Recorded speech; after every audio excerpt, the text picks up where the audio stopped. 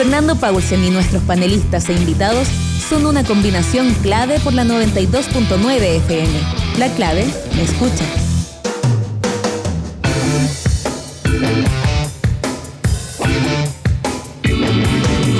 Empieza tu día con toda la energía natural de Marley Coffee, un café de grano orgánico molido al instante con leche descremada. Prueba el sabor de Marley Coffee en sus dos exquisitas y variadas mezclas de máquinas self-service.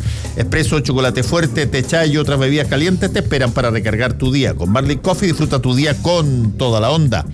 Las vacaciones de verano se viven en Club Providencia. Consulta por el programa de verano y las clases de natación intensiva. Más información en www.clubprovidencia.cl. Te están esperando. Tenemos 2 libros para regalar que se van mañana. De Ricardo Monsalve, una novela que está basada en la época de la dictadura, que se llama El Ejército Invisible, y de Marcela Serrano, El Manto, que trata sobre su hermana Margarita Serrano, fallecida hace algunos años. Para concursar, hashtag combinación clave y @ me gusta leer CL. Y estamos en la última entrevista de esta mañana con José Rodríguez Elizondo, Pepe Rodríguez Elizondo, conocido pero mucho de esta radio, y ha estado varias veces acá, particularmente cada vez que hay grandes problemas en Perú, donde estuviste mucho tiempo, pero además eres una persona que conoce el mundo y que tiene opiniones sobre la realidad internacional, y acabas de sacar un libro porque eres bien prolífero para escribir libros. Ya no sé cuántos libros llevas, Pepe. 20, demasiado. 20, mucho. 30, mira. Que se llama El día que me mataron y otros capítulos de mi memoria. El día que me mataron. ¿Cómo le puedes poner un título así a un libro? Siendo un oxímoron, porque escribiste y estás vivo. Está bueno el título. Está bueno, ¿no? Está bueno, por eso te digo. A ver, empecemos a explorar. ¿Cómo esto de que te mataron siendo que estás vivo? Bueno, tú no te has dado cuenta de que yo soy un zombie. Yo sé que eres un zombie. Y me di cuenta en particular por los ojos en blanco. Ahí está. Y la verdad de las cosas es que yo no supe que me habían matado el 11 de septiembre. Y me fui a esconder prolijamente hasta que me llegó la noticia de que yo estaba muerto. Por lo tanto, tú sabes que ese es uno de esos sueños que tienen algunas personas, que dicen, oye, que ganas en un momento dado de pasar por, qué sé yo, ocurre un accidente grande, masivo, tirar un carné por ahí, y uno tiene la posibilidad de que, qué sé yo, partir una vida nueva, total y absolutamente diferente. Parte me sucedió, pues, Fernando. A ver, cuéntanos. Una tía mía en Rancagua hizo una misa de difunto por mí. Repartió las tarjetas, las tengo impresas y están ahí en la parte gráfica del libro. Pero a última hora tuvo la noticia de que era inexacta mi muerte, entonces le puso a mano para que recemos por su salud. Bueno, eso ahí me provocó la reflexión lógica. Si yo estoy muerto, nadie me busca, por lo tanto no voy a desmentir que estoy vivo, ¿no? Y como me tuvieron ahí archivado en mi embajada, donde me asilé durante 5 meses más o menos. ¿En qué embajada te asilaste? La Suiza. Ya. Yo no quería asilar a nadie, quería asilar nada más que a gente que no tuviera problemas, ¿no? Pero ahí hubo un encargo de mi amigo Arturo García, que era embajador del Perú. Yo siempre he tenido muy buena relación con el Perú. Y como la embajada de Perú estaba llena de peces gordos, ¿no? Consiguió un cupo, como digo yo, con la embajada de Suiza, y el embajador suizo me recibió muy a regañadientes. Yo era el fiscal de la Corporación de Fomento de la Producción, que había tenido líos o problemas con Nestlé, capitales suizos. Así que me dio muy maltrato al inicio. Ahí lo cuento en el libro. En el libro, ya. Y cuando tú dices que me dio maltrato al principio, ¿significa que mejoraron los tratos después? No, lo que mejoró fue que él tenía una señora muy cariñosa, muy católica, muy cristiana, digamos, que se preocupó mucho de los asilados en la embajada, de tenernos gratos, de darnos confort espiritual, etcétera, ¿no? Pero él nunca habló con nosotros. Y cuando llegó el momento de la salida me dijo, mire, señor Rodríguez, yo a usted cumplo con dejarlo en el Perú porque usted es un encargo de mi amigo el embajador peruano. Así que fui el único que no tuvo destino a Suiza. Ah, mira. Los demás fueron todos a Suiza. Eso me cambió el destino, ¿no?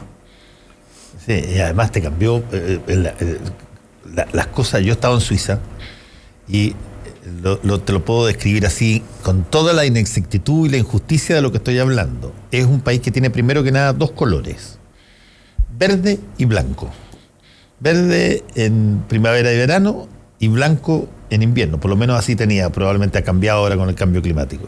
Y lo segundo, es un país, aquí me voy a meter en el lío, que para todos los estándares latinos es profundamente fome. Todo funciona bien, todo es un relojito, todo aquí, allá. Me acuerdo que mi papá chocó, mi papá era agregado comercial de la Embajada de Chile en Suiza y lo fuimos a ver con mi hermano y mi papá lo topan atrás, un auto lo topa atrás. Y mi papá sale así a la chilena, pero a tratar de alegar, y se baja un señor con una tiza, dibuja en la tiza el lugar del choque y esperan sentados a que llegue en ese momento una persona o un carabinero o alguien del seguro. Y todos civilizados, ni una pelea, ni una cosa. Y mi papá lo único que quería era agarrarse con alguien para que le saliera algo de... Suizo, sí, yo la conocí después, ¿no? Y bonitos. Tengo una anécdota con mi hija que tenía 4 años, 3 años, ¿no? Y estaba en el edificio un amigo mío que lo conocí justamente en la embajada como coasilado. Y mi hija bajaba al edificio y había niños que jugaban entre ellos. Mi niña trataba de jugar con ellos y no se podía hasta que me explicaron que no se conocían, que había que presentarlos. Entonces yo llamé a los niños, le dije, mire, quiero presentarles a ustedes esta niña que mi hija es una amiguita. Ahí jugaron con ella. No, es decir, son especiales. Todo procedimiento. Ahora, en tu libro, qué sé yo, el día que me mataron y otros capítulos de mi memoria, una de las cosas interesantes que tú haces, Pepe Rodríguez Elizondo, es dar una semblanza de una serie de personas que te ha tocado conocer y que probablemente uno los ve en los libros, pero no tiene la más leve idea de cómo son en términos más, si tú quieres, completos, más humanos. Y tú hablas en este libro de personas como Milton Friedman, por el lado más del chicaguismo, si tú quieres, Paul Samuelson, que eventualmente era la contraparte económica de la época, Volodya Teitelbaum, senador del Partido Comunista, Alan García, del cual hemos hablado muchísimo, que te acabo de contar que anda circulando la especie de que está vivo y que no... Como todos los grandes muertos. Claro, como todos los muertos, está vivo, está como Elvis. Y haces una semblanza de estos personajes, de quiénes son. ¿Cuál de todos ellos a ti te impresionó más? Mira, yo a estos personajes básicamente los conocí como tú los conoces, como tú como gran periodista has conocido mucha gente interesante.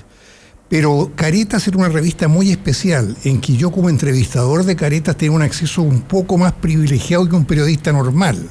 Por ejemplo, a Friedman lo entrevisté durante 3 días en Machu Picchu, en un viaje montado por Hernando de Soto con el director de Caretas.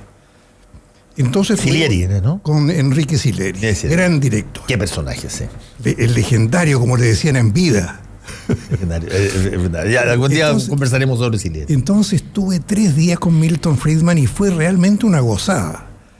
Porque primero, yo como entrevistador sé que uno no debe polemizar con los personajes, ¿no? Hay que sacarle toda la información posible y lo hice. Pero le extrañó mucho a Milton Friedman de que yo, siendo un periodista peruano para él, conociera tan bien la economía de Chile. Yo le hablaba, por ejemplo, cuando él me decía sus tesis del monetarismo, de que el Estado no debe intervenir nada más que en la policía y en la justicia, etcétera. Yo le decía, bueno, el caso de Chile, que usted conoce también, la Corporación de Fomento, la producción hizo esto, lo dejé muy metido con eso. Y en una etapa del viaje, él había hecho ya una averiguación de quién era yo. Y me dice en tono acusatorio, usted sabe demasiado de Chile porque usted es chileno. Confieso, dijiste, tú confieso. Me declaro culpable, soy chileno. Profesor, no solo eso, yo estaticé la banca. Y ahí vino un prop, como digo yo en el libro, ¿no? Porque a mí me correspondió la parte jurídico-administrativa de la estatización de la banca en la época de Salvador Allende. Así que se estableció una relación muy especial con Milton Friedman.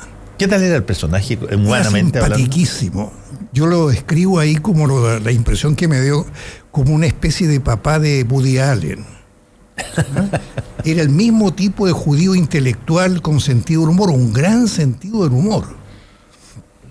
Y además con dos fobias que se me quedaron grabadas. Primero, el temor a los animales. Él le tenía pánico a las llamas de Machu Picchu, ¿no? A las llamas animales, ¿no? Creía que eran como un pitbull, entonces arrancaba cuando veía una. Y la otra que yo cuento en el libro es que era melofóbico, como digo yo. Musicalmente, dices tú. Odiaba la música. Odiaba la música. La música. Es lo más raro que yo he visto. Estábamos en el comedor de un hotel, el Hotel Libertadores, en el Cusco, cuando entró un conjunto andino con su charango, su guitarra, y yo veo a Milton Friedman que hace esto. Se pone las dos manos en los oídos, y yo le pregunto a Helen, la mujer que estaba al lado, ¿es que él no le gusta la Andean music, la música andina? No, me dice, a él no le gusta la música. Fíjate qué curioso. Mira, ¿cómo para eso tiene que tener algún tipo de opinión respecto de la música? ¿Qué no le gustaba, digamos? Que para él era ruido, digamos, y ruido con compases. Claro, eso no lo profundicé con él, pero me lo dijo tan avergonzada la señora que me pareció que era un tabú familiar, ¿no? Me lo dijo en tono vergonzante, ¿no? He hates all kind of music. Oye, y dime, tú, bueno, haces un recuento de tu vida aquí y un encuentro con personas muy notables, ya que estamos hablando de Friedman y su postura, que hoy en Chile es muy conocida respecto de el Estado mínimo, una libertad económica, en fin, un montón de cosas. Pero también entrevistaste a Paul Samuelson, que es un poco keynesiano, la inverso de claro, él es el padre de la economía mixta, que hoy día se está resucitando con otros nombres. Cualquiera se apropia de las tesis de Samuelson y dice: yo estoy descubriendo que la economía de mercado pura no vale, que hay que poner ingredientes del Estado, citan a Keynes, pero Samuelson fue el que más desarrolló estructuralmente la economía mixta, y como tal fue el gran contrapunto a Milton Friedman. Ahora, yo percibí que había una gran rivalidad entre los dos, fruto de que Samuelson estaba muy consciente de que él tenía históricamente la razón y que Milton Friedman era un relumbrón de la época con el monetarismo, con lo que había pasado en política con él, con Ronald Reagan, que lo amaba. Así es que había una rivalidad profunda, disfrazada de ironía en Samuelson y de extrañeza en Friedman. Le extrañaba mucho que Samuelson lo maltratara, porque en la entrevista conmigo Samuelson lo maltrató. Dijo que las tesis de Friedman solo servían académicamente como una especie de divertimento intelectual, porque en la práctica es un capitalismo fascista. ¡Caramba! Entonces cuando yo le cuento maldadosamente a Friedman, mire lo que dijo Samuelson, ¿no? Y él me queda mirando muy extrañado y dice: Paul dijo eso. O sea, había una fuerte rivalidad que incluso superó la muerte de Friedman. Una vez hubo un acontecimiento que no recuerdo muy bien cuál fue, que le daba la razón a las tesis de Samuelson, y Samuelson, nonagenario, ya hizo un comentario que me gustaría que esto lo viera Friedman, no lo supiera Friedman. Estamos conversando con José Rodríguez Elizondo, autor de este libro El día que me mataron y otros capítulos de mi memoria, donde tú repasas una serie de etapas de tu vida. Tú estuviste en varios lugares. Hay una etapa en el libro que tiene que ver con Alemania Oriental, que, bueno, varios chilenos llegaron a Alemania Oriental. Tú sales de Alemania Oriental y eres muy crítico con lo que fue ese país, y sobre todo con la presencia de la policía secreta, del Stasi, ahí. Cuéntanos un poquitito de eso. Primero, Fernando, yo no salí, me fugué. Te fugaste. Y yo no me di cuenta que me había fugado, hasta que percibí que había hecho toda una estrategia para salir del país y que eso se llamaba fuga. Tuve que tener reuniones secretas con un diplomático. El diplomático me consiguió un pasaporte con su amigo, el cónsul chileno, que estaba en West Berlín, al otro lado del muro. Tuve que disimular que no me gustaba lo que estaba viviendo, Hasta que el día definitivo voy donde la autoridad política y le digo, me voy. Sí, me dice irónicamente, ¿y con qué documento te vas? Era el día D. Entonces yo tuve que sacar el documento con le dije, el pasaporte chileno, incluso sin letra D. Sin letra L. Sin letra L. La letra de la lista. De los que no podían ingresar al país. Que no podían regresar. Y me di cuenta de que el tipo, en vez de arrebatármelo, de hacer algún escándalo, se quedó callado. O sea, el diplomático amigo había hecho una labor diplomática. Porque mi señora tiene doble nacionalidad. Es chilena y peruana. Entonces hizo la defensa de su compatriota en ese momento. Y la alternativa para este dirigente era meter a Alemania Democrática en un lío diplomático o hacerse el leso. Pero ahí viene todo el proceso que hay entre el momento en que yo comunico que me voy y el día que me voy. Cuando recibo enviados que me dicen, pero todas las cosas que tú has trabajado en la universidad, todas las fichas de investigación son de la universidad, se quedan acá. Tú te das cuenta, esa rapiña intelectual, ¿no? Que a mí me dejó un poco lelo porque correspondía más bien a la novelística anticomunista. Ahí cuento esa anécdota, como hice yo para rescatar mis 3 años de investigación que estaban en ficha, que los distribuí entre amigos y los recuperé en el curso de 3 años, que fueron parte de mi primer libro que se llama Crisis de las Izquierdas en América Latina.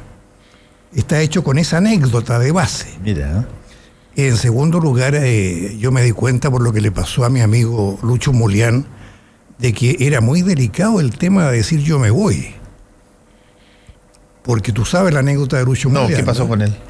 Lucho Mulián, el hermano de Tomás. Sí, hermano mayor de Tomás. Era historiador.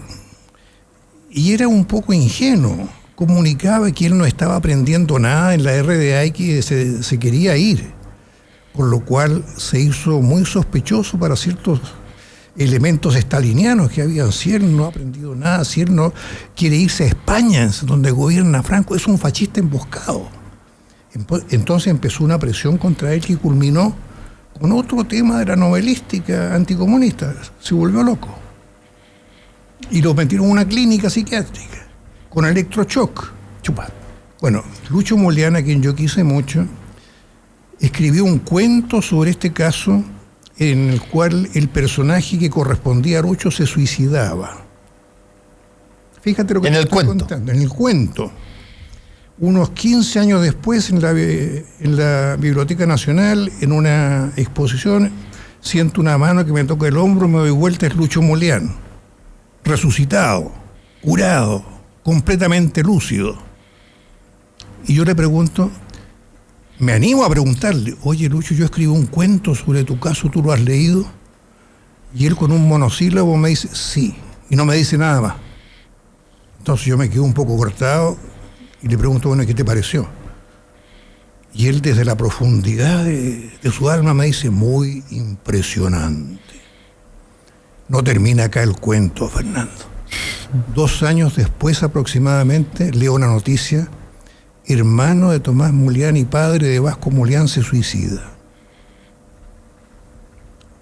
Y se suicida tal como en el cuento. En el cuento se suicida lanzándose al vacío de un edificio.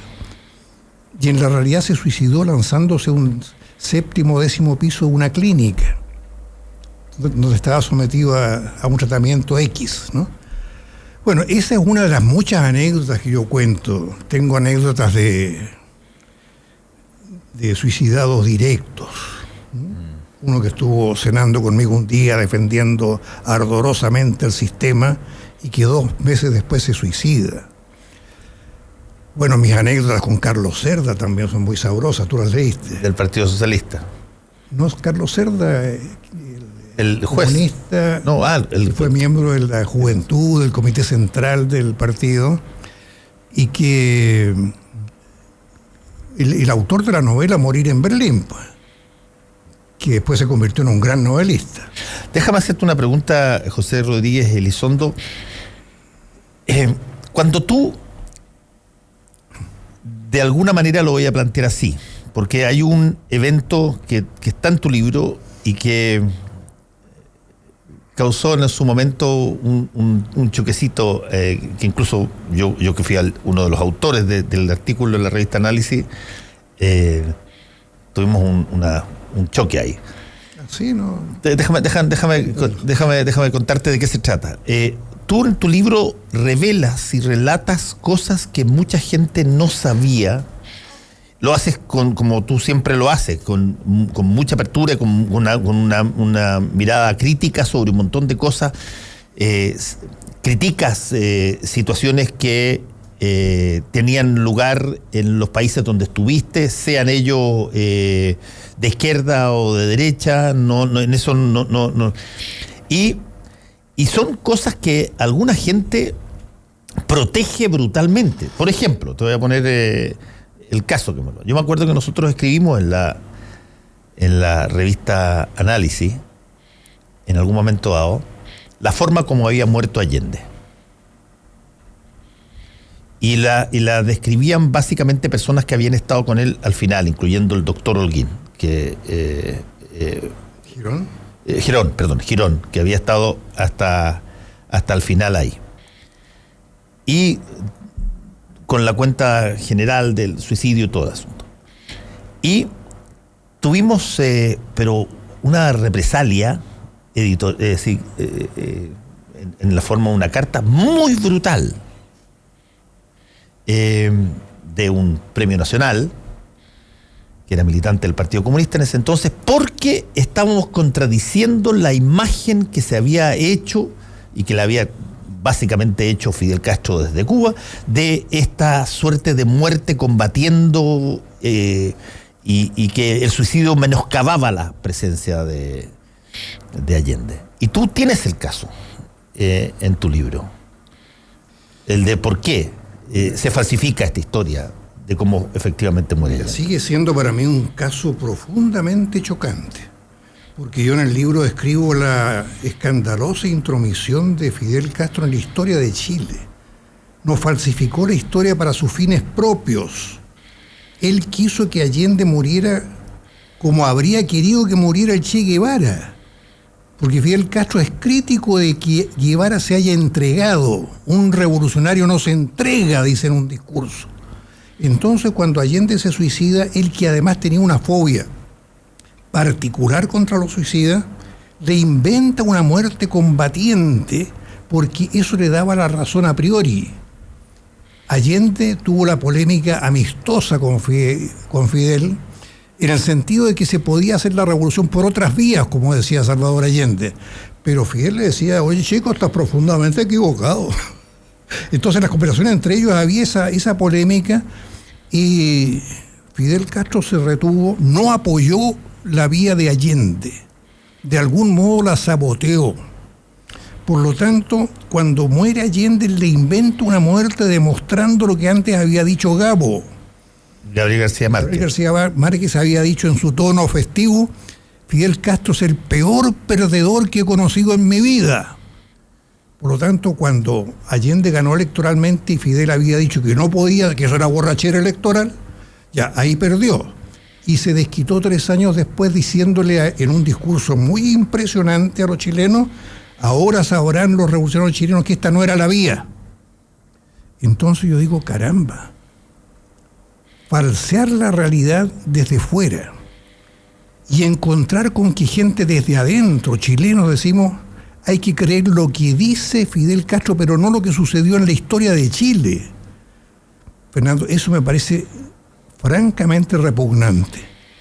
Y lo he dicho en casi todos mis libros. En algún momento he tocado el tema de la Revolución Cubana y la Revolución Chilena de Salvador Allende, y creo que eso fue lo que motivó a Isabel a tener una constancia judicial, la verdad judicial de cómo había muerto Allende.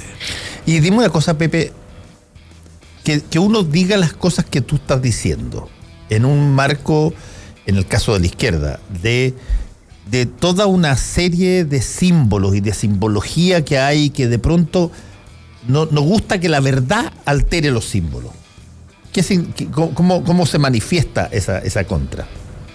Yo creo que ahí está el tema de lo que yo he llamado alguna vez la mitología de la izquierda, que es la mitología de la ultraizquierda. Cuando yo escribí La crisis de las izquierdas en América Latina, después lo enriquecí con otro libro que se llamó La crisis y renovación de las izquierdas, porque se había producido esta gran debacle del fin de la Unión Soviética, de la emergencia de las democracias en América Latina, y se había impuesto la socialdemocracia del tipo Fernando González en España. Entonces yo dije, estas son las izquierdas renovadas, que son las únicas que tienen posibilidad. Pero el mito era más fuerte, o sea, la mitología de la ultraizquierda. Y si ahora voy a escribir un tercer libro sobre el tema, se va a llamar La crisis de las izquierdas renovadas, que no dieron el ancho para resistir el embate de la mitología de la izquierda. Ahora, esto tiene raíces obviamente filosóficas e ideológicas. Y viene de que Marx nunca escribió un programa de lo que podría ser el socialismo. Y eso lo dice, entre otros, por ejemplo, en forma muy profunda, Karl Popper, que es un gran filósofo de la política y de la filosofía pura. El libro ya está a la venta, ¿verdad? Está a la venta, sí. Sí. Pero salió en muy mala época. Estaba programado para presentarse en octubre. Y comprenderás que no se pudo presentar en octubre. Sí, no se pudo presentar en octubre. Salió en la Pascua, donde los rankings hablaban de todos los libros del año menos del mío. Así es que te agradezco mucho que conversemos. No, pues encantado. El día que me mataron. El día que me mataron. José Rodríguez Elizondo, un placer una vez más haberte tenido acá, Pepe. Y bueno, la próxima vez conversaremos de los temas que normalmente tratamos tú y yo, que tienen que ver con los análisis internacionales en torno a particularmente América Latina y ojalá el Perú, que como te digo, corre la especie, la he visto en Twitter, de que Alan García está vivo. Sí, acuérdate que Hitler estuvo vivo en la Argentina durante muchos años y murió de viejo. Elvis vuelve. ¿Ah? Chao. Muy grato, chao, Pepe. Saludos a todos ustedes. Nos encontramos mañana. Chao, chao. Club Providencia, un lugar para encontrarnos en familia. Presentó Combinación Clave. Fueron 3 horas de información, realidad y debate junto a Fernando Paulsen y nuestros panelistas e invitados. Volvemos mañana con los temas que nos importan para seguir debatiendo y conversando. Combinación Clave. La clave me escucha. Somewhere